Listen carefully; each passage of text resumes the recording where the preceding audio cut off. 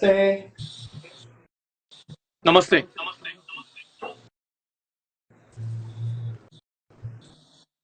चलिए, आज मैं सबसे पहले तो आप सभी लोगों को प्राचीन संहिता गुरुकुल के इस माध्यम से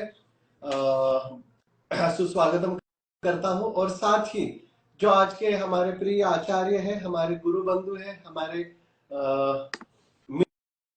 मित्र भी हैं, ऐसे हमारे आदरणीय वैद्य अभिजीत सराफ सर, इनका मैं बहुत ही दिल से from my left ventricle sir मैं आपका स्वागत करता हूं इस चर्चा सत्र में। आपने हमें ये छोटा सा मौका दिया प्राचीन संहिता गुरुकुल के जरिए कि हमारे गुरुकुल के प्रथम पुष्प से आप अलग अलग तरीके से एक गुरुकुल में एक सेवा भाव से आप आ रहे हैं, बच्चों को पढ़ा रहे हैं। और अभी एक 2-4 दिन से, मतलब 14 फरवरी के पहले के 4 दिन और बाद के 4 दिन, सर जी थोड़ा आयुर्वेद के इसमें ऋतु संधि काल होता है वैद्यों में भी, और नव तरुण वैद्यों में भी अध्ययन करने समय तो उनके काफी कुछ प्रश्न थे, वो मुझे पूछ रहे थे। तो मैंने सोचा कि चलिए आज के जो सबसे मैं हमेशा मेरे सिद्धांतों में एक बात कहता हूं कि हमारे जो आइडल होने चाहिए वो रीचेबल आइडल होने चाहिए। तो आज हम सभी प्राचीन संहिता गुरुकुल के विद्यार्थियों के मेरे से, मतलब मेरे भी आप एक रीचेबल आइडल हो। आप हमेशा कभी भी हमारे छोटे छोटे कोई भी प्रश्न होते हैं तो उन प्रश्नों के आप हमेशा जवाब देते हो। तो आज का ये चर्चा सत्र आपकी इजाजत से हम अभी शुरू करना चाहते हैं। जरूर जरूर। यस सर, धन्यवाद, थैंक यू वेरी मच। तो मैं बस एक माध्यम हूँ प्राचीन संहिता गुरुकुल का। प्राचीन संहिता गुरुकुल के सभी विद्यार्थी वर्ग ने जो जो कुछ प्रश्न मेरे पास भेजे हैं वो कुछ प्रश्न मैं आपको पूछना चाहता हूँ, और मैं आशा करता हूँ कि आप सभी इन विद्यार्थियों को आपका मार्गदर्शन करेंगे। सर, सबसे पहला और अहम सवाल ये है बच्चों का कि जैसे अभी हमने आदरणीय धर्माधिकारी सर की भी मुलाकात हमने पुणे में ली थी, और उस मुलाकात में भी सर को क्वेश्चन किया गया था बच्चों के तरीके से कि विद्यार्थी दशा में बच्चों ने क्या करना चाहिए। तो बीएमएस फर्स्ट ईयर को आए हुए बच्चों से लेके वही प्रश्न मैं आपको दोहराता हूँ। सर ने तो उस समय अभ्यास अभ्यास और अभ्यास, बस इतना सिंपल आंसर दिया था, लेकिन वो कैसे किया जाए वो अगर आप उनके आप पट्ट शिष्य है तो अगर आप ये थोड़ा सा अभी बता देंगे तो नए फर्स्ट ईयर के आए हुए बच्चों को भी इसकी बहुत उपयुक्तता हो जाए। बहुत बहुत बहुत धन्यवाद। ब्रह्मदक्षाश देवेश भरद्वाज पुनर्वसु हुताश विचरक प्रभृतिभ्यो नमो नमः। आपने बहुत ही सुंदर प्रश्न ये पूछा है और इसका थोड़ा सा मैं विस्तार से उत्तर देना चाहूंगा। अगर संक्षेप में पहले, मतलब जैसे उद्देश्य तंत्रयुक्ति और निर्देश तंत्रयुक्ति होती है, वैसे उद्देश्य से अगर बताना चाहूंगा तो अगर हम विद्यार्थी अवस्था में है तो हमारे दो गुण ये अत्यंत आवश्यक है। एक है श्रद्धा, शास्त्र के ऊपर अकाट्य श्रद्धा। शास्त्र में जो जो लिखा है उस पर पहले श्रद्धा रखनी चाहिए, और दूसरा गुण होना चाहिए समर्पण। हमारे शास्त्र प्रति और हमारे गुरु प्रति, हमारे आचार्यों प्रति पूर्ण समर्पण होना चाहिए। ये दो गुण जो मैंने विद्यार्थी अवस्था में मैंने पालन किया था, ये अत्यंत महत्व के हैं। श्रद्धा के बारे में मुझे ये बताना है कि हम जैसे 11वीं 12वीं में आते हैं और हमें फिजिक्स केमिस्ट्री विषय डिटेल में सिखाना शुरू हो जाता है, मैथमेटिक्स होता है, केमिस्ट्री होती है, तो हम उनके ऊपर कभी संशय नहीं व्यक्त करते कि समझो न्यूटन के लॉ बताए हैं, तो हमारे मन में कभी आता नहीं कि ये गलत भी हो सकता है, ऐसा कैसे लिखा है, कौन न्यूटन था, उसको ऐसे कैसे लगा, यहाँ रिसर्च क्या कहा हुआ है, वगैरह वगैरह प्रश्न कहीं मन में आते नहीं है। हम जो है वो एक्सेप्ट कर लेते हैं, श्रद्धा पूर्वक पढ़ते हैं और उसका पेपर में भी लिखते हैं, व्यवहार में भी उपयोग करते हैं। लेकिन जब हम आयुर्वेद में आते हैं और पदार्थ विज्ञान, संस्कृत, अष्टांग हृदय जैसे विषय शुरू हो जाते हैं तो हमारे मन में संशय उत्पन्न होता है कि ये गलत ही लिखा है, ऐसा कैसे बोल सकते हैं, 5 महाभूतों का क्या वर्णन है, आत्मा का क्या संबंध है, मैं तो आयुर्वेद के लिए आया हूं। पहले हमें श्रद्धा रखनी चाहिए इस शास्त्र के ऊपर। जैसे खाना खाते, धर्माधिकारी सर हमेशा कहते हैं कि खाना खाने के लिए बैठते हैं तो हम पूरी थाली लगाते नहीं ना मुंह पे, हम एक एक निवाला करते करते खाते हैं और पूरा खाना खा लेते हैं। सर्वग्रह और परिग्रह दोनों प्रकार की मात्रा बताइए। तो वैसे ही स्टेप बाय स्टेप हमें पढ़ना चाहिए। अगर फर्स्ट ईयर का कोई विद्यार्थी है तो उसके लिए एक ही नियम ऐसा है कि जो पढ़ा रहे हैं, जो बता रहे हैं, उसको पूरी श्रद्धा से और समर्पण से पहले पचा लो, पहले समझ लो और अंदर आपके जहन में उसको उतार लो। फिर सेकंड ईयर थर्ड ईयर में जैसे जैसे क्लिनिकल सब्जेक्ट्स आते जाएंगे तब आपको पता चलेगा कि अरे फर्स्ट ईयर का बेस अगर अच्छा है तो ही आगे के अच्छे रहेंगे। जैसे बायोकेमिस्ट्री अगर ठीक से पढ़ी नहीं तो हम पैथोलॉजी और फार्मेक और ये समझ में नहीं आएगा। वैसे पदार्थ विज्ञान जिसका अच्छा नहीं है उसको द्रव्य गुण ठीक से नहीं आएगा, और जिसका द्रव्य गुण और नहीं है उसको काय चिकित्सा में प्रॉब्लम होगा। वैसे ही पहले श्रद्धा होनी चाहिए और समर्पण होना चाहिए। दूसरा, मुझे ऐसा लगता है कि चारित्र जो है हमारे विद्यार्थी का है ना, वो एक अत्यंत आवश्यक चीज है। विशेषतः विद्यार्थी अवस्था में चारित्र्यवान होना ये ग्रंथकारों की अपेक्षा है। कैसे? तो ग्रंथकारों ने चरक संहिता का जो 8वां अध्याय है विमान स्थान का, रोग अभिषेक जितीय, तो उसमें चरक संहिता में शिष्य परीक्षा और आचार्य परीक्षा बताई है। तो शिष्य परीक्षा बहुत बड़े सूत्र है, मैं पूरे सूत्र यहाँ बताऊंगा नहीं, इतना समय भी नहीं है, लेकिन शिष्य परीक्षा में बताया है कि वो ब्रह्मचारी होना चाहिए। ब्रह्मचारिणा मतलब ब्रह्मचर्या का पालन करना चाहिए, मतलब उसमें सभी इंद्रियों का संयमन आवश्यक है। दूसरा, सत्यवादीनम होना चाहिए, जो सत्य है उसको ही बोलने वाला, उसको ही करने वाला, या क्लास में टीचर्स के सामने अलग, उनके पीछे कुछ अलग, ऐसा नहीं होना चाहिए, सत्यवादीनम। और तीसरा बहुत महत्व का है जो आज के लोग फॉलो नहीं करते हैं, अमांसाद। जब तक विद्यार्थी अवस्था है तब तक मांसाहार नहीं करना है, ऐसा चरक संहिता में लिखा है। और आप सभी को याद होगा, अच्छा, मैं बहुत ही शायद अच्छी यहाँ पे चीज आपने बताई। हाँ, चरक विमान हाँ, 8 बहुत बार। लेकिन आजकल सर ये थोड़ा कठिन कठिन इस अधिकार से है कि आजकल जो बच्चे आते हैं उनको ना आहार के नियम पता है, ना विहार के नियम पता है। और चलो खैर उसमें उनकी कोई गलती है ऐसा मुझे लगता नहीं है, क्योंकि ये गलत है, ये बताने की जिम्मेदारी भी आचार्य की है ना। बिल्कुल बिल्कुल है। उनको पता कैसे चलेगा कि सही क्या है और गलत क्या है? जब हमें हमारे आचार्यों ने बताया कि सही क्या है और गलत क्या है, तब हमें जाके कुछ चीजें समझ में आ गई। वैसे आजकल जो first year second year third year के नौजवान आते हैं तो उनको सही क्या है गलत क्या है ये बताना पड़ेगा। तो मुझे बताइए कि ग्रंथ में कोई शिष्य परीक्षा या कोई आचार्य परीक्षा ऐसा कुछ वर्णन जो हम पढ़ते हैं वो आपके हिसाब से कैसा है और वो कैसे होनी चाहिए? शिष्य परीक्षा भी कैसे होनी चाहिए और आचार्य परीक्षा भी कैसे होनी चाहिए? कुछ आजकल के जमाने में कहा जाए तो कुछ स्टैंडर्ड ऑपरेटिंग प्रोसीजर्स एसओपी उसके होने चाहिए कि नहीं चाहिए? बिल्कुल होने चाहिए। और मैं कहता हूँ जो ग्रंथ में लिखा है, चरक विमान 8, सुश्रुत सूत्रस्थान अध्याय 3 और अष्टांग हृदय में जो शिष्य परीक्षा और आचार्यों की भी परीक्षा लिखी है वो आज भी अत्यंत आवश्यक है। एक नियम उन्होंने ऐसे बताया है सुश्रुत का, मैं सूत्र पढ़ के बताता हूँ, मेरे सामने सूत्र है। सूत्र सुश्रुत सूत्रस्थान का तृतीय अध्याय है और उसमें अंतिम 2 श्लोक है। वो कहते हैं कि जो शिष्य पढ़ रहा है उसने क्या करना चाहिए, और दूसरा जिसका अध्ययन हो चुका है अब वो व्यवहार में आ गया है उसने क्या करना चाहिए। ऐसे अरे दोनों क्या नियम बात है, मतलब दोनों दोनों के लिए है। के लिए। तो ये जो अमांसाद या मद्यपान नहीं करना है ऐसा जो बताया है ये विद्यार्थी अवस्था में है, आपको संयमन से रहना है। लेकिन आप जब अध्ययन पूरा हो जाएगा, आप गृहस्थाश्रम में पदार्पण करोगे तो आपको ये नियम नहीं, आप मांसाहार कर सकते हो, आप मद्यपान कर सकते हो, ऐसा अच्छा, ग्रंथकार ने लिखा है। नहीं तो अच्छा, ये ऐसे मद्यपान शास्त्र विधि कह रहा है। नहीं तो मद्यपान विधि नहीं बताया जाता, मद्यपान विधि भी बताया है चरक ने।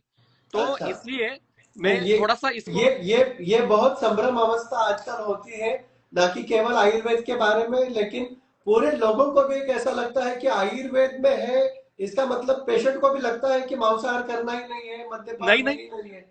मांसा कितने मांसों के गुणधर्म बताए हैं। हम चिकित्सा में भी मांसाहार का उपयोग कर सकते हैं, वो कोई त्याज्य नहीं है, लेकिन किसने कब करना चाहिए ये बताया है। और अब चिकित्सा में भी किसको कौन सा मांस देना चाहिए, या अगर उसका अग्नि बहुत ही मंद है तो उसने मांसाहार नहीं करना चाहिए। आम प्रदोष अवस्था है, अग्नि मंद जैसे अवस्था है तो मांसाहार नहीं है।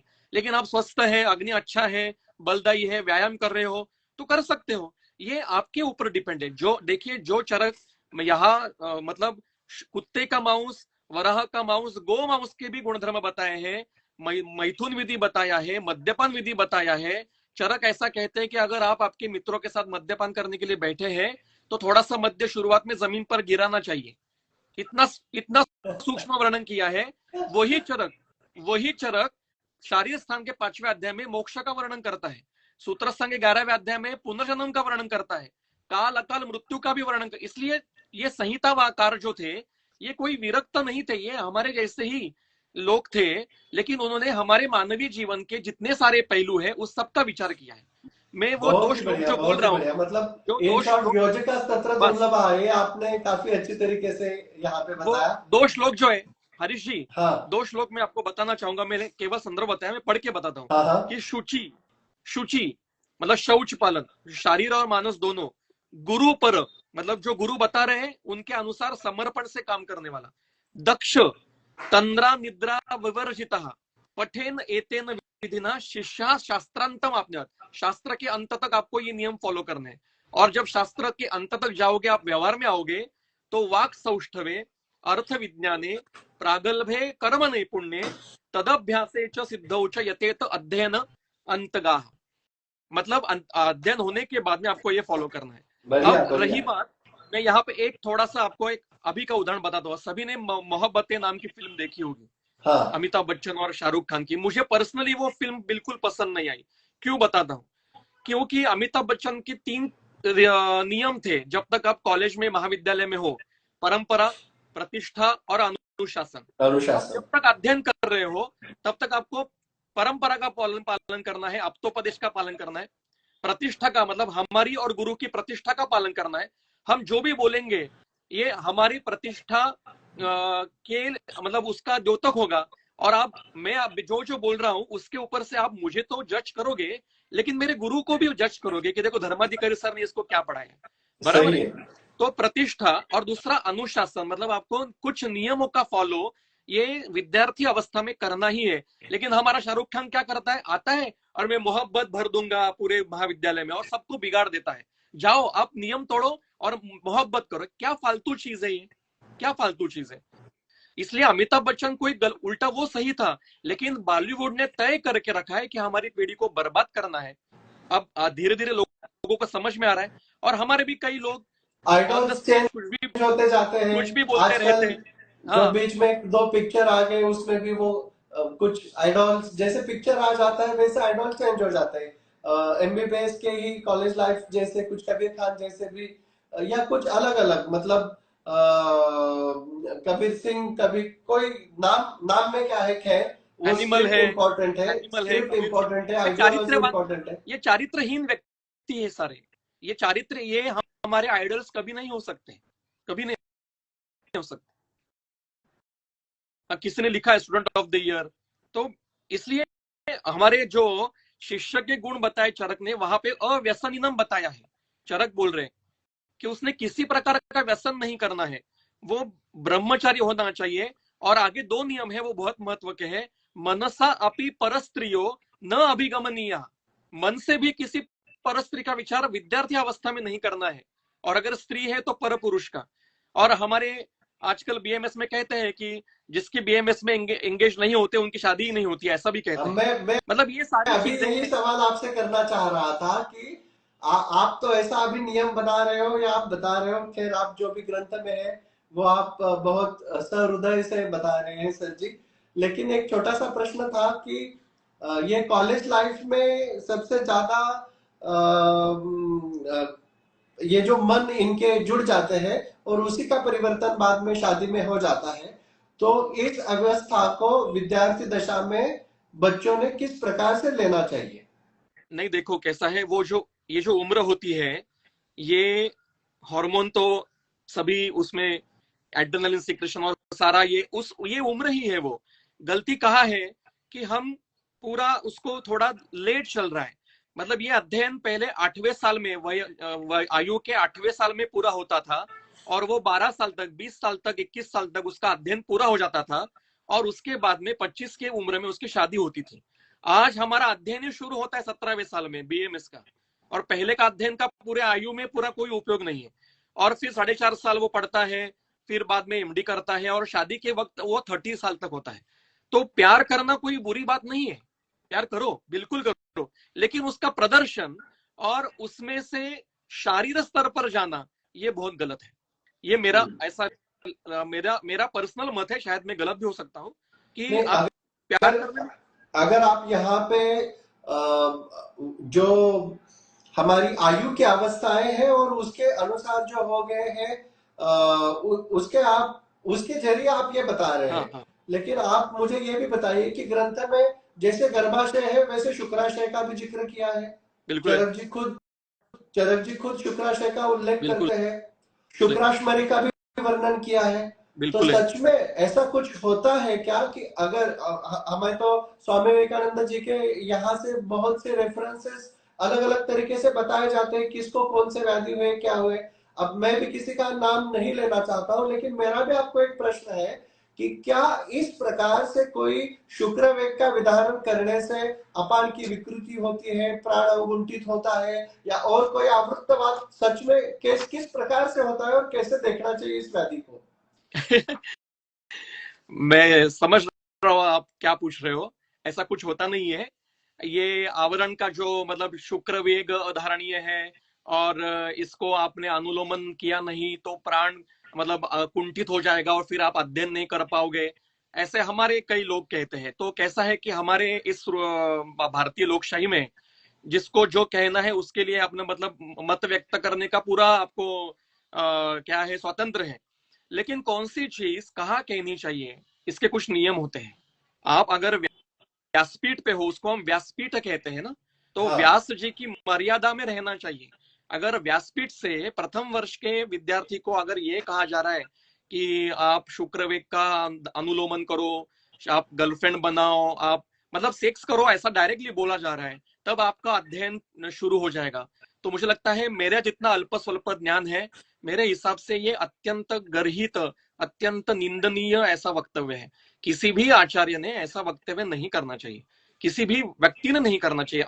आप 4-5 लोग बैठे हो, चर्चा चल रही है, आप आपके ग्रुप में हो और आप ऐसा अगर कुछ बोल रहे हो तो चला जा सकता, लेकिन आप ऑन द स्टेज ये बात कर रहे हो और सारे लोग, लड़कियां लड़के, हमारे सीनियर गुरुजन सामने बैठे, तो ये मेरे हिसाब से ठीक नहीं है। लेकिन जो संप्रप्ति आपने पूछी मुझे कि शुक्र वेग का धारण किया या सॉरी अनुलोमन नहीं किया तो प्राण कुंठित होगा, तो मुझे नहीं लगता ऐसा कुछ होता होगा। आवरण की कल्पना ऐसी है कि एक शारीर भाव अगर विकृत हो गया तो उसके विकृति के कारण दूसरा शारीर भाव विकृत होता है। और ये प्राण अपानावृत प्राण अगर कहेंगे तो पहले अपान क्षेत्र विकृत होता है, और उसके कारण प्राण क्षेत्र में अगर विकृति आती है तो उसको अपानावृत प्राण कहते हैं। जैसे मलावष्टंभ हो गया, यह अपानावृत अपान क्षेत्र विकृत हो गया, और इसके कारण प्राण शिरशूल शुरू हो गया, मलावष्टंभ से शिरशूल, तो ये अपानावृत प्राण है। लेकिन हमारे फिर अगर ऐसा होगा कि शुक्रवेग अनुलोमन नहीं किया तो प्राण कुंठित होगा, तो हमारी सारी भारतीय परंपरा, सारे सारे सारे ग्रंथकार, सारे जितने भी साहित्यक है, सब गलत बोल रहे हैं ऐसा लगेगा, क्योंकि वो तो इंद्रिय संयमन करो कह रहे हैं। जब तक आपकी प्राण अध्ययन की अवस्था है तब तक आपको इंद्रियन संयमन करना है। देखिए चरक का तो मैंने बताया, सुश्रुत ने सूत्र संगीत द्वितीय अध्याय में पहले श्लोक में शिष्य परीक्षा बताई है, और उसमें उन्होंने कहा है कि वो विनयशील होना चाहिए। और विनयशील की टीका करते हुए डल्लर ने कहा है कि इंद्रिय वशित्वम, विनय इति इंद्रिय वशित्वम, सारे इंद्रिय, केवल उपस्थ इंद्रिय नहीं, हम क्या बोल रहे हैं उसके ऊपर भी कंट्रोल चाहिए, हम क्या सोच रहे हैं इसके ऊपर भी कंट्रोल चाहिए, क्या सुन रहे हैं इसके ऊपर। और इसलिए मैं नाम लेके आपको बताना चाहूंगा कि जैसे हमारा ये इसका हमने पब्लिसिटी की कि हम दोनों बात करने वाले हैं, हम दोनों के हमारे गुरुवर्य बावड़ेकर सर जी का मुझे फोन आया और उन्होंने कहा कि एक बात मेरे तरफ से बताना कि आप ये खाली दिमाग रह रहा है ना आजकल सबका, इसके कारण ये सब सूझ रहा है, और ये अफेयर करना वगैरह वगैरह, आप दिमाग खाली मत रखिए, आप अच्छी किताबें पढ़िए, आप अच्छी मूवी देखिए, अच्छे गाने सुनिए, संगीत का व्यसन करिए, आप घूमने का व्यसन करिए, आप ट्रेकिंग करो, आप पूरा भारत घूमो, इतने देखने के लिए चीजें, अच्छा खाना खाओ, एक व्यायाम करो, आप 25 रविवार का व्रत पालन करो कि 25 हमारे रविवार में सुबह मैं गुरुकुल सुबह में एक सिद्धांत है हमारा हाँ इसके ऊपर सर, हाँ change the taste of happiness. आप हैप्पीनेस की टेस्ट चेंज कर बिल्कुल दो। बिल्कुल। तो आप को कैसे ट्रैकिंग के लिए जाओ, या एक व्रत करो कि मैं, जैसे मैं चातुर्मास करता हूँ, कि चातुर्मास में एक संहिता अध्ययन करना, आज भी करता हूँ, 12-13 साल से कर रहा हूँ। तो ये वर्ग गाडगिल सर ने मुझे बताया था ये करने के लिए, या धर्माधिकारी सर ने मुझे नियम बताया है कि अध्ययन नहीं हुआ तो भोजन नहीं करने का, साधन नहीं तो भोजन नहीं। तो इससे क्या होता है ना, हमारा इंद्रिय संयमन होता है, इंद्रिय ये संयमन। बात मुझे बहुत अच्छी लगी। तो आयुर्वेद के सभी छात्रों ने आजकल ये समझना चाहिए कि अगर आज मैंने कोई भी चरक जी का या सुश्रुत का एक पन्ना नहीं पढ़ा है तो मैंने आज खाना नहीं खाना है। नहीं खाना है। बस इतना सा वो सिंपल भी नियम उसके लाइफ में बना देगा तो भी बहुत है। मतलब अंजलि मुझे कहती है जब खाना के बाद कि आपका अध्ययन हुआ ना आज, मैं तो परोसती हूँ, तो पहले एक पेज पढ़ के आओ, मैं आगे का फिर आपको खाना परोसती हूँ। जैसे आपको तो विद्या ग्रहणानाम श्रेष्ठा, आप पढ़ते हो तो भी आपका पेट भरता होगा। वो ब्रुवण शारीर का भी है और मानस ब्रुवण भी है, मानसिक ब्रुवण का भी है वो, अच्छा विद्या चलिए, ब्रुवण मेरी बिल्कुल। मैं फिर से अपने टॉपिक पे आता हूँ और आपको आपने बहुत ही अच्छी तरीके से हमें व्यक्तिमत्व विकास बताया, शिष्य और आचार्य की परीक्षा भी बताई। थोड़ा शुक्राशय है कि इसके ऊपर मैं थोड़ा सा और ज्ञान आपसे बटोरना चाहता हूँ, क्योंकि हम फर्स्ट ईयर से सीखते हैं गर्भाशय के लिए तो 15 मार्क का प्रश्न भी आ जाता है बच्चों को। लेकिन जो सभी बच्चे हैं इनको शुक्राशय के ऊपर इतने प्रश्न पड़ते हैं, लेकिन इसके ऊपर तो 15 मार्क का भी प्रश्न नहीं, ना 2 मार्क का भी कोई पूछता है। तो क्या आप इसके ऊपर थोड़ी और टिप्पणी करना चाहेंगे सर? जी, मैं थोड़ा सा और फ्रैंकली बोलना चाहूंगा कि क्या होता है इस बारे में कोई बोलता नहीं है। क्या होता है कि 11वीं 12वीं वर्ष में वो जो लड़का है उसमें हार्मोनल चेंजेस शुरू हो जाते हैं, उसका शुक्र व्यक्त होना शुरू हो जाता है, और उसके बाद में 30 साल तक अगर वो शादी नहीं कर रहा है तो इतने साल का ब्रह्मचर्य उसको कंपलसरी फॉलो करना पड़ता है आजकल। और इससे विकृति हो सकती है, लेकिन उसका अर्थ ये नहीं है कि आपको स्वैराचार करना है। स्वैराचार ये अलाउड है ही नहीं है, सद्वृत्त में बताया है। तो हमें क्या करना होगा कि समझो शुक्र वेग आया है, स्कुद होके है, तो वो निकल जाएगा। पर बलात् उसको जो निकालने का प्रयास हो रहा है, बलात् चल रहा है, या स्वैराचार मतलब मैंने देखे हैं कि फर्स्ट ईयर में एक से अफेयर, सेकंड ईयर में दूसरा, थर्ड ईयर में तीसरा, फोर्थ ईयर में चौथा, इंटर्नशिप में पांचवा, और शादी छठे से करते हैं। ये देखे हैं हमने केसेस। तो ये स्वैराचार है, ऐसा नहीं होना चाहिए। और शुक्र मतलब योग शास्त्र में या अन्य भी हमारे जो कोई घेरण संहिता या कई कई प्रकार के शास्त्र है, जो हमारे भारतीय शास्त्र है, इन्होंने वहां पे इंद्रिय संयमन करके शुक्र धारण करने के लिए कहा है। शुक्र अधारणीय वेग में आता है, वो कैसे? अगर शुक्र का वेग आया है तो धारण नहीं करना है, पर वेग नहीं है लेकिन बलात् उसको निकाल रहे हो तो वो भी तकलीफ ही देने वाला है। इसलिए अधारणीय वेगों का, जैसे शुक्र छोड़ दीजिए, पुरुष वेग, मूत्र वेग, आप बलात् तो निकाल नहीं सकते हो, या छींक श्वयतु, अगर वेग आया है तो छोड़ दो, उसको निकाल दो, लेकिन बलात् निकाल रहे हो तो तकलीफ देने वाला है। इसका मैं और एक उदाहरण आपको बताता हूं कि आज स्वैराचार कर रहे हैं, अनसेफ सेक्स करते हैं और फिर बाद में आईपीएल लेते हैं। ये क्या है? ये स्त्री शुक्र का बलात् या अर्थों का बलात् ये है। या क्या कहते हैं, मेंसेस जब आने वाली है तब अगर भगवान का कुछ वहां पे घर में कुछ कार्यक्रम है तो वो पहले लेके आओ या बाद में लो, ऐसी गोलियां लेते हैं। तो वो भी तकलीफें देने वाला है, क्योंकि आप बलात् उसको एक तो पहले निकल रहे हो या काल के आगे निकल रहे हो, और जब आ रहा है तब उसको रोक रहे हो। इसलिए ये सारे जो वेग है ना, ये निकालने नहीं है, अगर आ रहे हैं तो उसको रोको मत, लेकिन नहीं आ रहे हैं तो उसको बलात् नहीं निकालना है।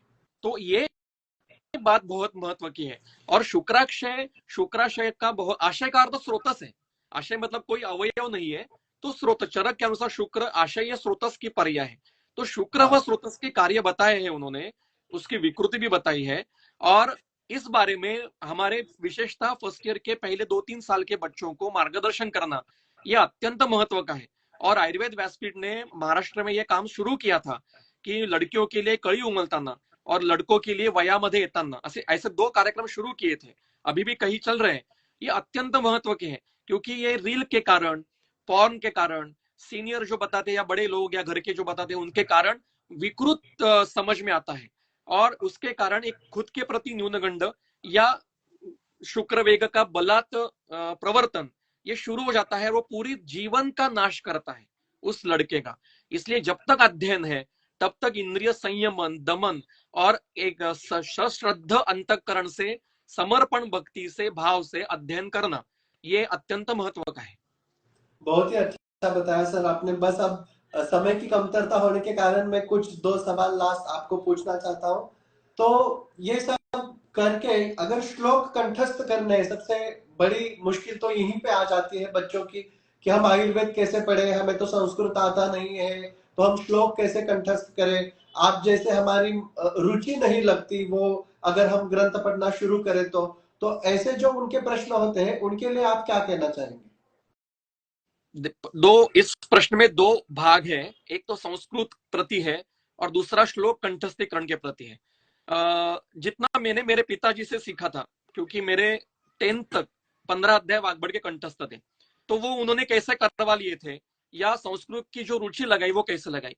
हम जब कोई छोटा बच्चा होता है जो समझो अभी मराठी कुटुंब में आया है या गुजराती किसी फैमिली में आया है किसी भी, तो उसको हम पहले व्याकरण नहीं सिखाते ना, उसको हम पहले मोनोसिलेबल बताते, बोलने के लिए बताते, बा का मा या ऐसा, फिर बाय सिलेबल आता है, फिर आधा आधा वाक्य कहता है, फिर पूरा वाक्य, इसमें 1-2 साल जाते हैं। तो हम उसको पहले बोलना सिखाते हैं, शब्दों का परिचय करवाते हैं, बोलना सिखाते हैं, फिर उसको आगे जाकर 5th-6th स्टैंडर्ड में मराठी का गुजराती का व्याकरण आता है।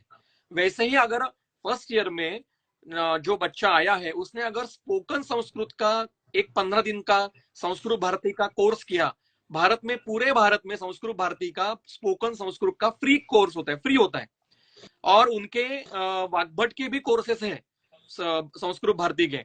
तो ये अगर किए, स्पोकन बोलने को सीखा, पाणिनियम बाद में करो आप, वो बाद में हो सकता है, लेकिन पहले बोलना सीखो कि अहम जलम पिबामी, अहम गच्छामी, अहम आगच्छामी, ऐसे अगर, या दो मतलब थोड़ा और आगे जाकर सिंपल सिंपल वाक्य या फिर आगे आगे, तो पहले बोलना सीखो तो डर निकल जाएगा। दूसरा, मेरे पिताजी कहते थे कि अगर आपको तैरना है तो आपको क्या करना पड़ेगा, आपको पहले पानी में छलांग लगानी पड़ेगी। आप कितना भी कोर्सेस किए, कितने भी ऐसे ऐसे करने का प्रयास किया, कितने भी पोजीशन सीखे, जब तक आप पानी में नहीं आते हो तो आपको कुछ भी नहीं आएगा। इसलिए आपको अगर संस्कृत मन से सीखना है तो आपको शुरू कर देना चाहिए, छलांग लगा दो, पहले डूब जाएंगे, मुंह नाक में पानी जाएगा, लेकिन धीरे धीरे आप तैरना सीखोगे। अब दूसरा भाग इसका जो था कि कंठस्थीकरण कैसे करना है, इसका उत्तर सुश्रुत नहीं दिया है।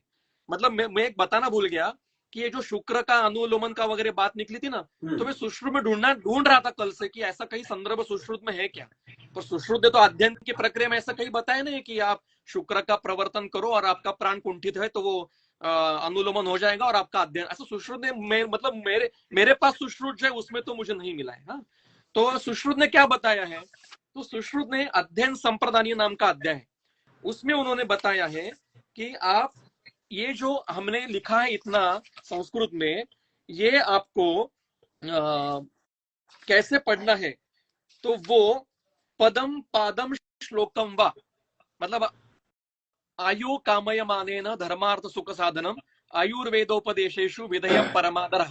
तो वो कैसे करना है, पदम आयुर जो श्लोक है कि आयु कामयमानेन, आयु कामयमान, ये उसका पद एक चरण हो गया, आयु कामयमानेन, आगे धर्मार्थ सुख साधनम, धर्मार्थ सुख साधनम, फिर 2 चरण, आयु कामयमानेन धर्मार्थ सुख साधनम, ऐसा करो, फिर दूसरा श्लोक, फिर दोनों श्लोक मिलके कंठस्थ करो। ऐसा करते करते शुरुआत में इतना समय लगेगा।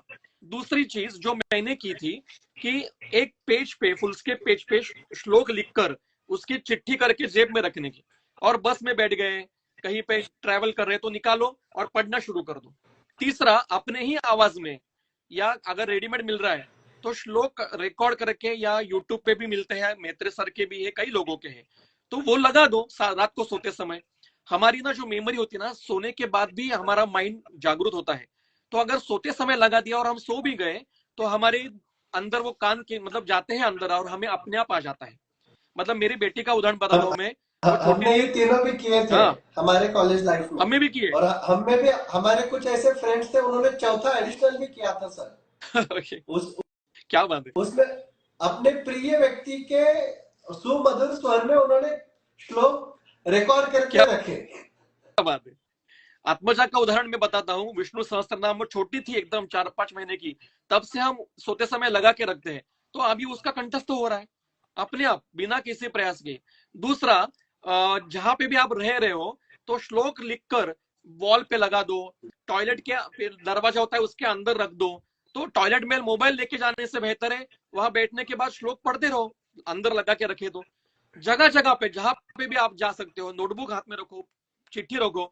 और ऐसा ये देखो, एक बार करने से नहीं होगा, आपको बार बार बार बार बार बार उसको अध्ययन देना चाहिए। सुश्रुत कहते हैं पदम पादम श्लोकम व तेज पद पाद श्लोका भूयः क्रमेण अनुसंधेया। उसका अनुसंधान करना है कंटिन्यू, एक बार करके छोड़ना नहीं है, नित्य उसका करना है। एवं एक एक शो घटयेत आत्मनाचा अनुपठेत, पहले गुरुजी ने बताया, फिर आपको उसका घटन करना है, अनुघटित और अनुपठित और अद्रुतम अविलंबितम वगैरह नियम बताया आगे उसने। तो ये श्लोक कंठस्थीकरण करने का ये जो इतना बवाल करते हैं ना कि नहीं हो रहा है नहीं हो रहा है, मैं कहता हूं ये प्रयास ही नहीं करते हैं और इसके कारण इनका होता नहीं। प्रयास करेंगे। मैं आपको एक उदाहरण बताता हूँ। गुलाम मोहम्मद दस्तगीर नाम के व्यक्ति थे जो पुणे में घोड़े का टांगा चलाते थे, किसी भी स्कूल में नहीं गए थे, लेकिन उनको अंदर से ऐसी इच्छा थी कि मुझे संस्कृत आनी चाहिए। सब लोग उनके हंसते थे कि अरे आप गुलाम मोहम्मद दस्तगीर नाम है और आप संस्कृत पढ़ने की क्या इच्छा रख रहे हो। लेकिन उन्होंने कुछ सुना नहीं, डायरेक्ट काशी चले गए। वहां पे जो संस्कृत पढ़ाने वाले गुरुजी थे उनको पूछा, तो उन्होंने कहा नहीं मैं आपको पढ़ाऊंगा नहीं क्योंकि आपकी उम्र निकल गई है। तो उन्होंने कहा कि आपका जो ये क्लास चल रहा है उसके बाहर में अगर खड़ा रहो तो चलेगा। तो उन्होंने कहा हाँ वो आप खड़े रह सकते हो। आप यू विल नॉट बिलीव, 6 साल वो उस क्लासरूम के बाहर खड़े रहे और पूरा दिन सुनते थे, बाद में टांगा चला के पैसे कमा के खाना जितना है उतना करते थे। और एक दिन वो गुरुजी ने देखा कि यार ये 6 साल हो गए ये आदमी बाहर खड़ा है। उनको अंदर बुलाया और पूछा कि आप इतने साल से सुन रहे हो, बताओ क्या क्या सुना है। उन्होंने घट घट घट घट घट सब पढ़ा के सुनाया उनको क्या क्या सीखा है, और वो चकित हो गए। उन्होंने कहा कि कल से मैं आपको पढ़ाऊंगा। और आगे 6 साल उन्होंने पूरा शास्त्रों का अध्ययन किया। बाद में उनको पंडित पदवी मिली। फिर वो महाराष्ट्र राज्य के संस्कृत विभाग के गवर्नमेंट के प्रमुख अध्यक्ष थे। सारे संस्कृत के ग्रंथ जो टेक्स्ट बुक स्कूल में है उनके अध्यक्षता में हुए हैं। अभी बीच में उनका देहांत हो गया। तो कोई भी व्यक्ति अगर ठान लेना कि मुझे ये करना है तो वो कर सकता है, अगर करना ही नहीं है तो वो कभी होगा नहीं। बहुत ही अच्छा सर, बहुत ही अच्छा, सुंदर आपने एक उदाहरण दिया जिससे काफी बच्चे भी प्रभावित हो जाएंगे, मोटिवेट हो जाएंगे। बस एक लास्ट क्वेश्चन अभी पूछ रहा हूँ आपको। बहुत बच्चों का ये सवाल दिमाग में उनके होते हैं कि क्या वो स्टूडेंट लाइफ में अर्निंग सोर्स के लिए कोई हॉस्पिटल ज्वाइन करे, कोई क्लिनिक ज्वाइन करे, या कुछ अर्न एंड लर्न करके कुछ अपना चलाए। क्योंकि जब तक उनको पता नहीं, उनको ऐसा लगता है कि जब तक हम अर्न नहीं करेंगे हमारी स्टूडेंट लाइफ बेकार है, क्योंकि बाकी के बच्चे इस समय अर्निंग करते होते हैं। हालांकि जब मैंने यह सवाल आदरणीय जमदग्नि सर को भी हमारे पूछा था, उस समय जब मैं स्टूडेंट लाइफ में था, तो सर ने तो मुझे किसी भी हॉस्पिटल से जाने से मना किया था। और मुझे, आप बिलीव नहीं करेंगे, लोन लेके मुझे पढ़ने की सलाह दी थी। शायद वो एक लाइफ टर्निंग मोमेंट होगी मेरे लाइफ में। मैंने लोन लिया और मैंने पूरा ध्यान पढ़ाई के ऊपर ही मेरा रखा। और सर बोले थे कि एक दिन प्रैक्टिस ऐसी बन जाएगी, जल्दी प्रैक्टिस करोगे तो 1-2 महीने में ही आप वो लोन भी उतार पाओगे। अब मैं ये बताता हूँ तो बच्चों को शायद वो अलग लगता है, लेकिन ये मेरी स्टोरी है। हर एक की स्टोरी अपनी अपनी अलग हो सकती है। आपकी इस ऊपर क्या राय है? विद्यार्थी दशा में उसने विद्यार्थी रहना चाहिए, या साइड बाय साइड उसका वैद्यकीय ज्ञान उपयोग करके उसने कुछ अर्निंग भी करना चाहिए? उसमें 2-3 विषय है। एक तो ये विषय अनुषंगिक है, मतलब व्यक्ति अनुरूप डिपेंड कर सकता है कि अगर किसी व्यक्ति की परिस्थिति अच्छी है, उसको कमाने की कोई जरूरत नहीं, उसके ऊपर कोई जिम्मेदारी नहीं है, तो उसको कोई प्रॉब्लम नहीं, उसने पढ़ने के लिए क्लिनिक करना चाहिए। मतलब आप अध्ययन, मतलब मैंने फर्स्ट ईयर के फर्स्ट वीक से प्रमा जोशी मैडम के पास क्लिनिक किया है और हमें 1 रुपया भी नहीं मिलता था हम तो। और 1 साल पहले, 1 साल के वो पुड़िया बांधी है मैडम की क्लिनिक में। तो क्योंकि मुझे कोई जिम्मेदारी नहीं थी, मैं मतलब एक हैप्पी फैमिली से था, मुझे इतना कोई जरूरत नहीं कि मैं पैसे कमा के घर लूं। लेकिन कुछ विद्यार्थी ऐसे होते हैं, मैंने देखे कुछ विद्यार्थी, कि उनको थोड़ा सा काम भी करना पड़ता है। तो उन्होंने, ऐसे कोई जो वैद्य होते हैं जो जिनके पास थोड़ा, ऐसा तो कोई नहीं कि आपको आएगा और आपको पैसे देना शुरू कर देंगे, आपको इंटर्नशिप जैसा काम तो कहीं ना कहीं करना ही पड़ेगा, लेकिन आप अलग अलग प्रकार के काम कर सकते हो। क्या हुआ कि मैं मेरा उदाहरण बताता हूँ कि जैसे मैं थर्ड ईयर में गया था, तो थोड़ा सा फाइनेंशियल क्राइसिस हमारे घर में चल रहे थे, और एमडी के काल में भी। तो चाय 2.5 रुपए मिलती थी, और सुबह शाम का चाय 5 रुपए का हो जाता था। तो 5 रुपए इंटू 30 डेज, तो 150 रुपए हो गए।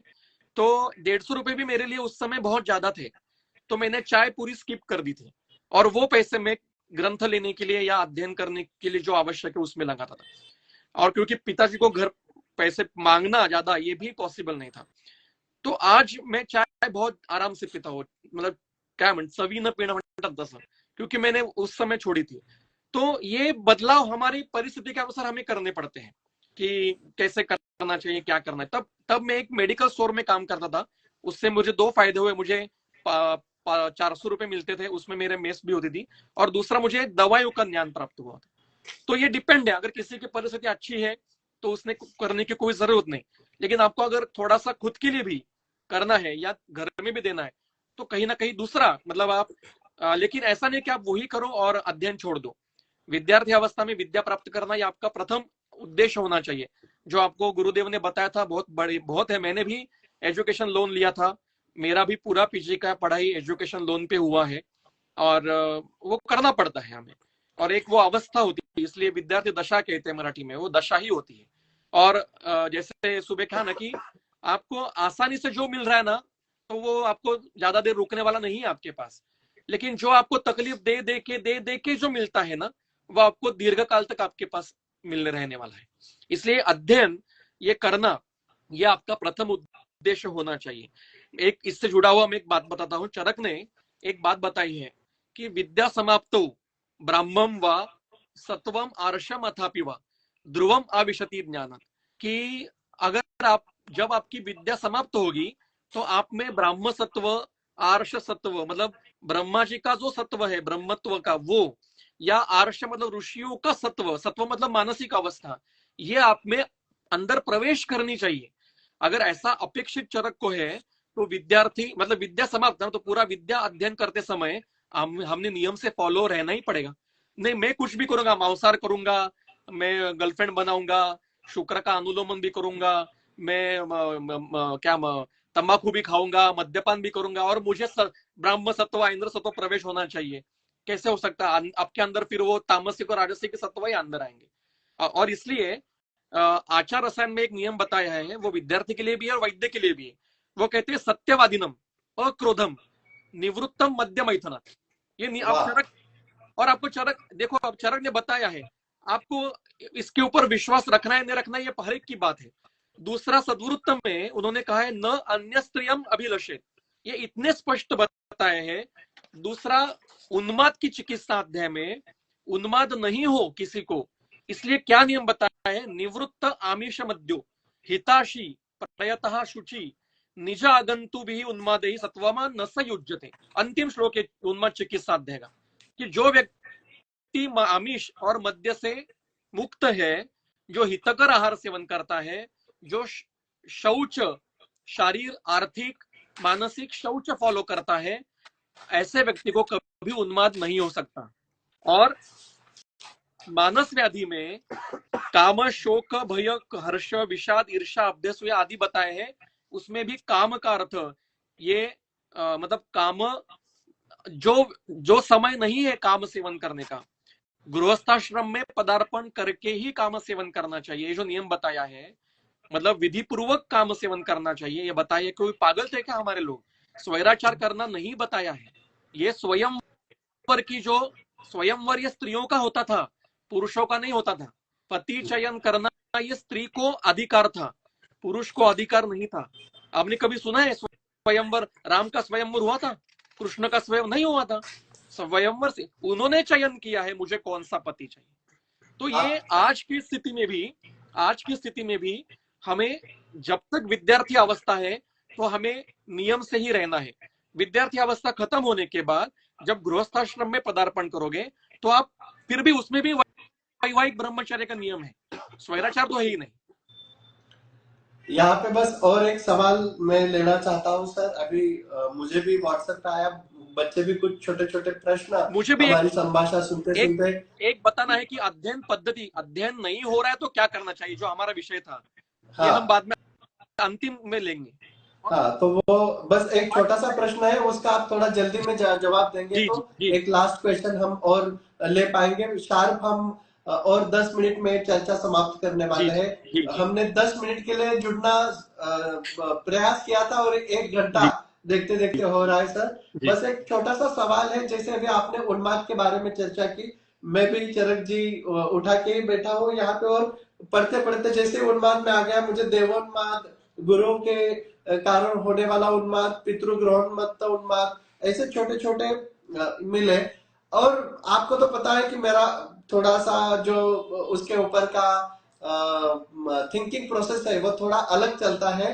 कोई अगर ऐसा अलग शब्द भी मैं पढ़ता हूं तो, और उसी के रिलेटेड एक स्टूडेंट ने प्रश्न पूछा था, तो मेरा सीधा सवाल आपको ये है कि आजकल अलग गुरु उन्माद भी होता है कि मेरा ही गुरु श्रेष्ठ है, और उस कारण अन्य गुरु के पास जाके कुछ सीखना है, उससे कुछ विद्यार्थी वंचित हो जाते हैं। ये तो आप आपने तो जानते हैं, आप प्राचीन संहिता गुरुकुल के हमारे गुरु आचार्य रह चुके हैं। प्राचीन संहिता गुरुकुल तो सभी गुरुजनों के लिए एक ओपन प्लेटफॉर्म है। यहाँ पे सभी गुरुवर्य सभी परंपराओं के आते हैं, सभी परंपराओं के गुरुवर्य यहाँ पे गुरु का जो अपना ज्ञान दान है वो करते हैं। लेकिन कुछ कुछ अगर विद्यार्थियों में वो शंका उनको अगर सूचित कर रहे हैं कि मैं एक गुरु के पास पढ़ते समय दूसरे गुरु के पास जाऊं या ना जाऊं, या एक आध दिन का कोई कैंप होता है, एक आध दिन का कोई उनका लेक्चर होता है, तो उसको मैं अटेंड करूं या ना करूं, वो करने से मेरे गुरु मेरे ऊपर क्रोधित होकर मुझे गुरु उन्माद तो नहीं होगा ना। गुरु उन्माद विद्यार्थियों के भी है और गुरुओं के भी हो गया है। खुद को गुरु समझना ये भी उन्माद ही है।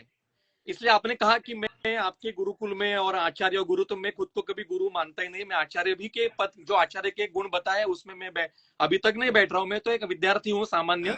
लेकिन मेरा यह है कि हम जिस परंपरा से, महाराष्ट्र में जो बड़ी परंपरा निर्माण हुई है, कोरडकर शास्त्री जी की परंपरा, वो खुद बताते थे कि उन्होंने अनेक लोगों से इस ज्ञान ग्रहण किया था। और जैसे वो चक्रपाणी का शब्द है कि उच्चशील वृत्ति से ज्ञान ग्रहण करना चाहिए, बताया है कि हमें जिससे भी जो प्राप्त हो जाए उससे हमें वो ग्रहण करना है। अब मेरे क्लिनिक में कई लोग आते हैं, विद्यार्थी आते हैं, वो मेरे से ज्यादा मीडिया में या ये जो नए नए प्रकार के गैजेट्स है उसमें वो ज्यादा मतलब उनको ज्ञान होता है, तो उनसे मैं सीखता हूँ वीडियो कैसे बनाना है, लाइव कैसे जाना है। ये मुझे कुछ पहले, हमें तो क्या पता था, हम तो ऐसे जमाने के हैं कि जब मोबाइल भी नहीं था। तो सही वो है। एक प्रकार के गुरु आचार्य शिक्षक ही होते हैं। मेरे खुद के अगर आप देखोगे तो मैंने प्रमा जोशी मैडम के पास पढ़ा हूँ, योगिनी पाटिल मैडम जी के पास पढ़ा हूँ, नानल सर के पास पढ़ा हूँ, गाडगे सर के पास पढ़ा हूँ, धर्माधिकारी सर के पास पढ़ा हूँ, बावड़ेकर सर के पास पढ़ा हूँ, सरोदे मैडम के पास पढ़ा हूँ। ऐसा नहीं है कि मैं एक ही परंपरा में हूँ। शायद मैं अकेला व्यक्ति होगा आज कि जो कोरडकर परंपरा में भी पढ़ा है, नानल परंपरा में पढ़ा है, और धर्माधिकारी सर की परंपरा परंपरा क्या होती है, मेरे अगर जो विचार है वो आगे चलाने वाला जो विद्यार्थी है, परंपरा आयुर्वेद की होनी चाहिए। मुझे धर्माधिकारी सर ने बताया है कि आप, मैं धर्माधिकारी का विद्यार्थी हूं ऐसा मत बोलो, मैं चरक का विद्यार्थी हूँ, मैं वाग्भट का विद्यार्थी हूँ, ऐसा बोलो। बहुत इसलिए जो भी अन्य अन्य लोग जो जो पढ़ा, जैसे मुझे, अगर मैंने खुद चंद्र कुमार देशमुख जी को बोला कि मैंने विद्याकर्म सीखा गुप्ते सर से, पर मुझे फिर से एक बार सीखना है तो मैं आपकी क्लिनिक में आऊंगा।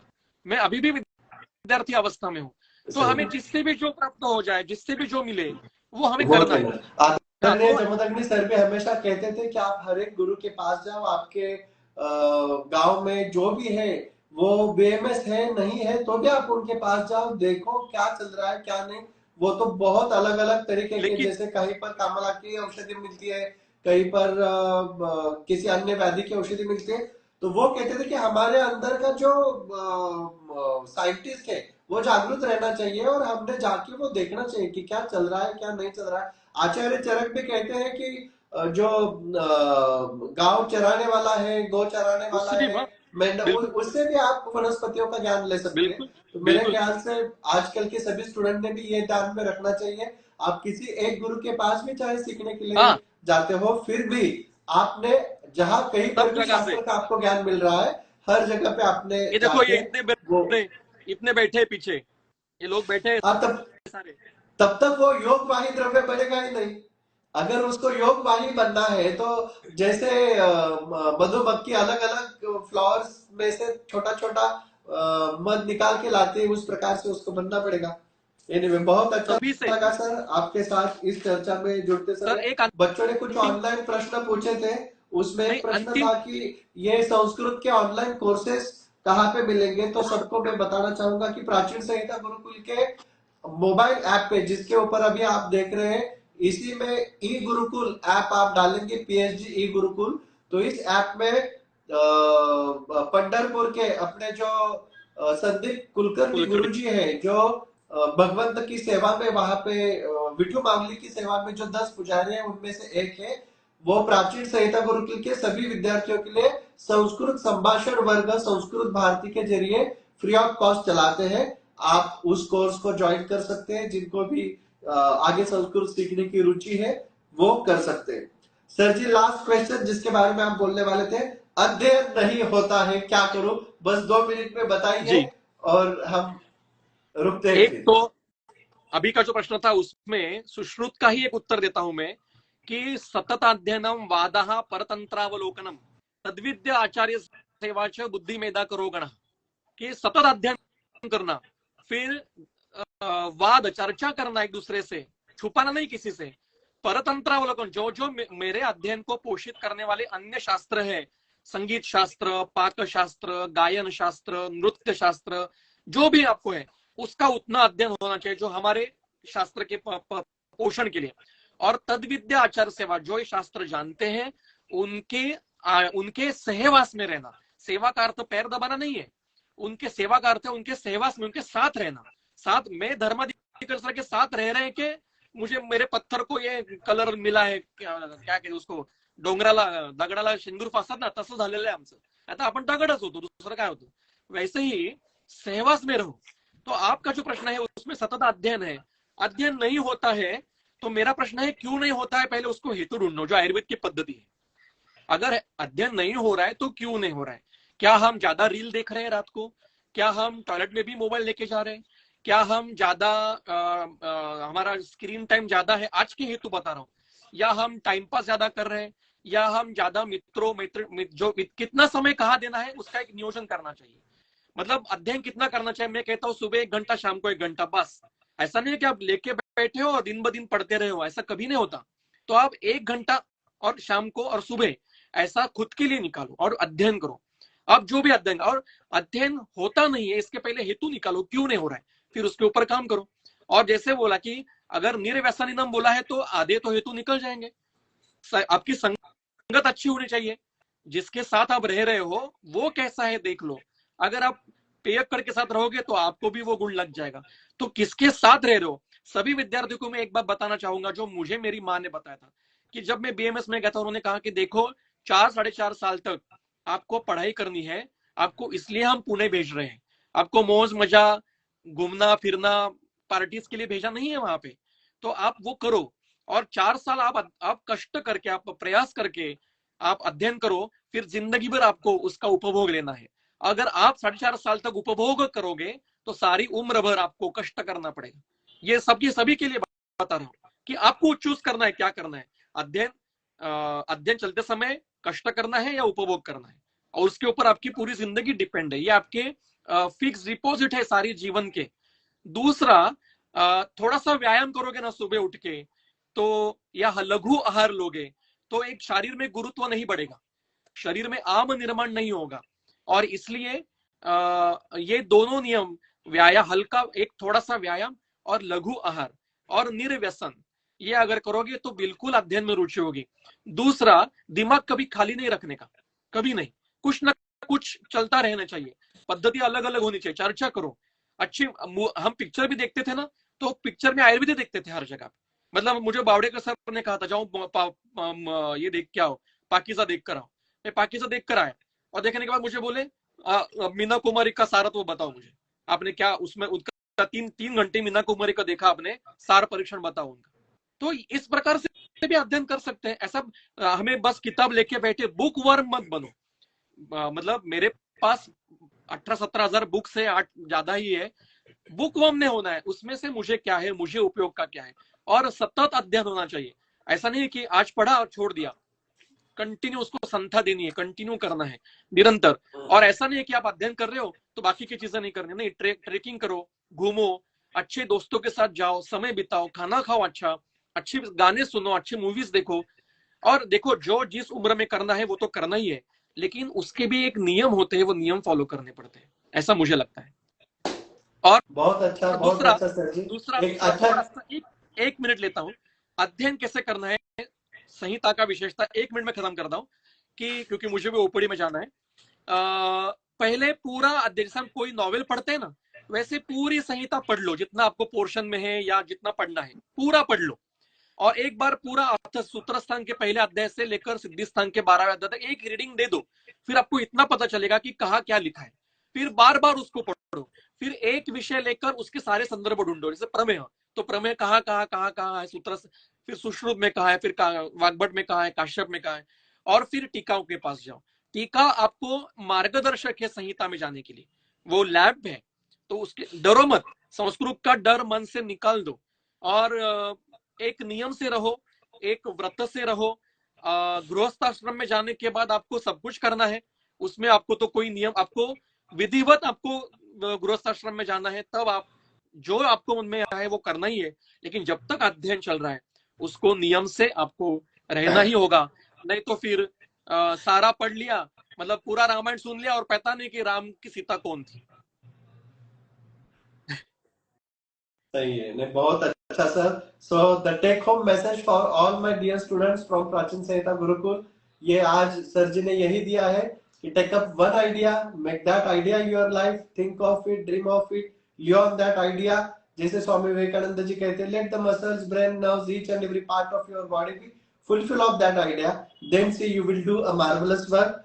जैसे मैं हमेशा कहता हूं कि विद्यार्थी दशा में ही हमारे मन में आदरणीय जमदग्नि सर जी ने भी केशा आयुर्वेद जैसे थॉट डाले, काया आयुर्वेद जैसे थॉट डाले। आप भी कुछ ना कुछ, आप एक समस्या ढूंढ लो। जो भी फर्स्ट ईयर के बच्चे यहाँ सुन रहे हैं ना, या फोर्थ ईयर तक जो भी कुछ है, जिनको मन में प्रश्न है कि आगे जाके हम क्या करें, वो बस एक छोटी सी चीज दिमाग में डाल दो, आप समस्या ढूंढ लो। जैसे अभी अभिजीत सर जी ने बहुत अच्छा बताया कि आपको दिमाग फ्री नहीं रखना है, तो फ्री नहीं रखना है तो कुछ ना कुछ सोचना पड़ेगा। तो क्या सोचना है वो मैं बता देता हूं आपको। आप एटलीस्ट ये सोचिए कि आपके घर में समस्या क्या है। तो आपके पिताजी की समस्या क्या है, माताजी की समस्या क्या है, भाई बहन की क्या समस्या है, कोई ना कोई प्रिय व्यक्ति आपका है, उसकी क्या समस्या है। किसी को किडनी का प्रॉब्लम होगा, किसी को लिवर का होगा, किसी को डायबिटीज का होगा, किसी को आंखों की बीमारी होगी, कुछ ना कुछ समस्या आपको जरूर मिलेगी। फिर उस समस्या के ऊपर आयुर्वेद में शास्त्रोक्त क्या विचार है वो इकट्ठा करना शुरू करो, उसके रिलेटेड गुरुजनों के पास जाना शुरू करो, उनको मिलो। जैसे केशायुर्वेद हो गया, कायायुर्वेद हो गया, वैसे ही श्वेतायुर्वेद, यकृत आयुर्वेद, नेत्रायुर्वेद, दंतायुर्वेद, जो भी आपकी समस्या है उसके ऊपर आपको काम करके, उसमें फोकस करके आपका एक खुद एक नया शास्त्र का ही है, कोई अलग नहीं है। लेकिन जो कहते हैं ना हम कि उसी एक बहुत बड़े बगीचे की एक छोटी सी माला आप उसमें तैयार कर सकते हो। और मैं आज इसमें ऐड करना चाहूंगा एक वाक्य, कि विद्यार्थी कहते सर मैं डिप्रेशन में हूँ, मुझे तो जीवन में अभी तक कभी डिप्रेशन नहीं हुआ।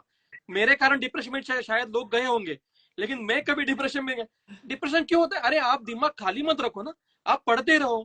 और अगर देखो, मानसिक एक अवस्था आती है, नैराश्य आता है।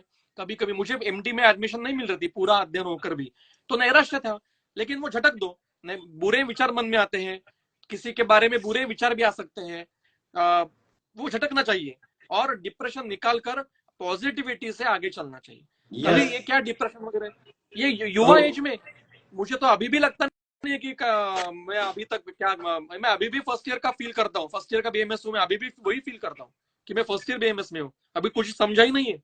तो ये अगर होगा ना तो डिप्रेशन कहीं दूर दूर तक नजर नहीं आएगा हमें। Definitely sir. प्राचीन संहिता गुरुकुल के पहले ही डायरी में, पहले ही पेज में creative, constructive and positive, think only creative, constructive and positive. तो चलिए इस प्राचीन संहिता गुरुकुल के ही इस टेक होम मैसेज से आज यहाँ पे रुकते हैं।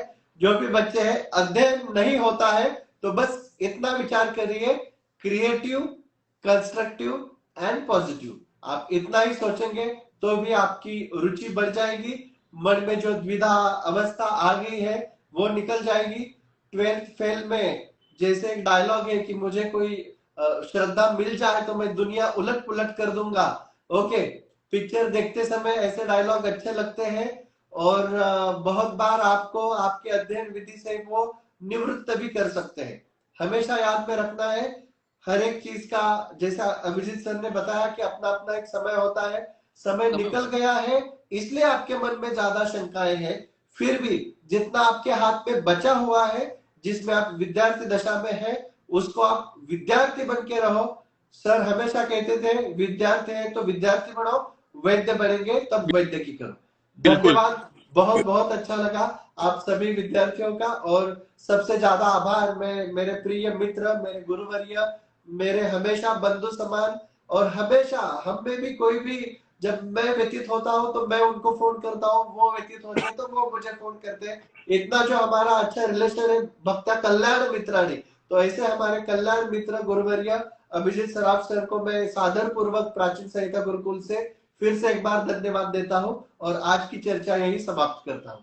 और थैंक मेरा यू सर मेरा very take much. Home message है कि संहिता के ऊपर प्यार करो, उसको क्या कहते हैं, उसको ऐसे लेके घूमो, पर यार थोड़ा सा खोल के पढ़ो, उसको पढ़ो भी। हाँ, इसको पढ़ो, उसमें जो दिया है वो शब्दों के ऊपर ध्यान दो।